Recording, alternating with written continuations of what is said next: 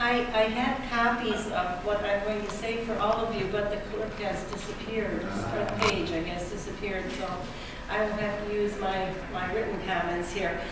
I urge support for this straightforward bill which provides for a uniform application of Wisconsin laws governing the casting of an absentee ballot and the casting of a ballot on election day. This amendment reaffirms what most voters count on to be the law, that each eligible voter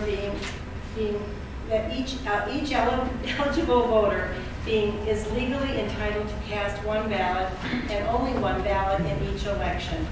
A non-uniform process has been perpetuated, allowing an absentee voter who has cast an absentee ballot either by handing the ballot in a certificate envelope to the clerk during in-person absentee voting or by mailing that absentee ballot enclosed in a certificate envelope to the clerk to retrieve that ballot on request and to cast another ballot at the polls on election day.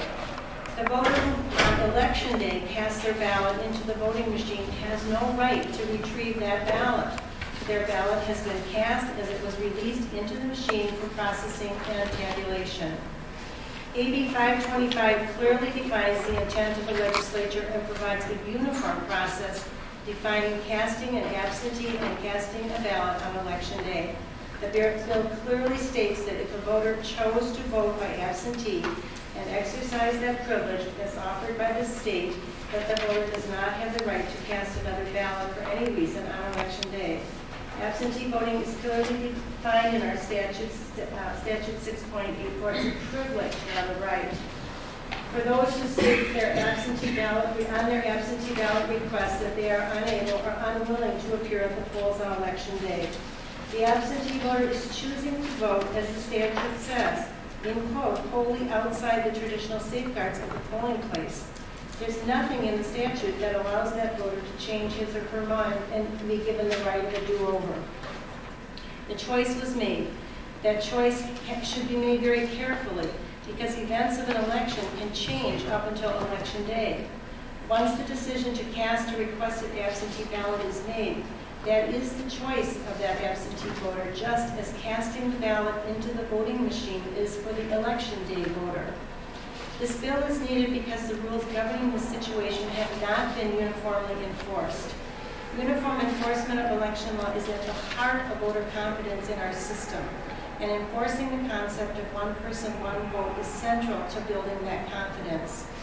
The non-uniform enforcement of this process is not only contrary to state statute, but it does place additional burdens and unnecessary costs on our taxpayers, clerks, and co-workers on election day.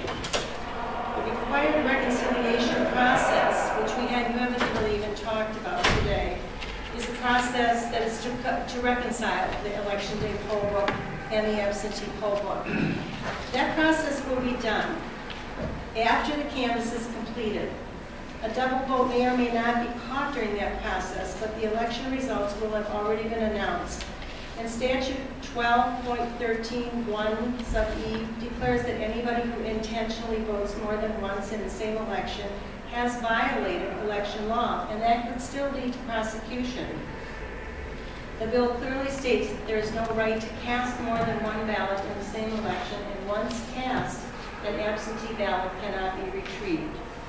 AB 525 further makes uniform the requirement for requesting the absentee voter to enclose a copy of the proof of ID with their request for the absentee ballot. And again, that's a uniform enforcement of the laws, and it will simplify the process for everyone and will assure the voters that the same rules apply to everyone.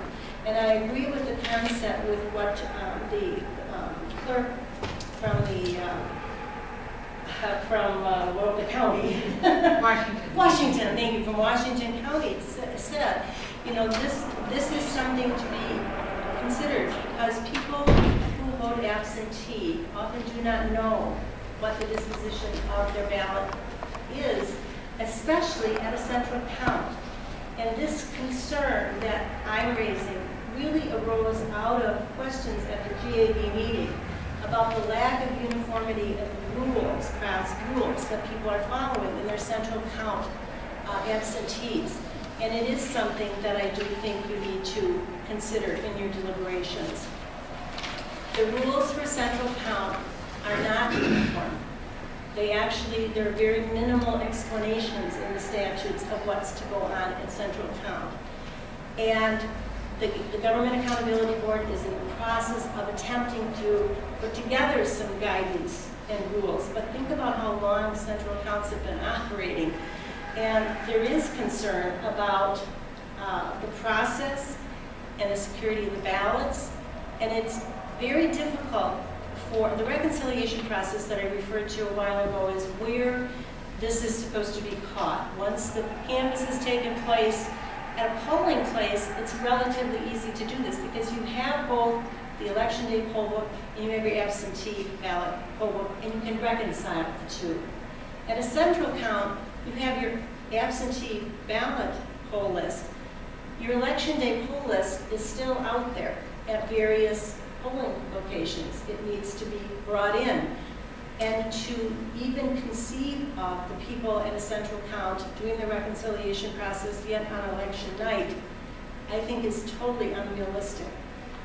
There are lots and lots of people. I observe at Milwaukee Central Count. It's a huge operation.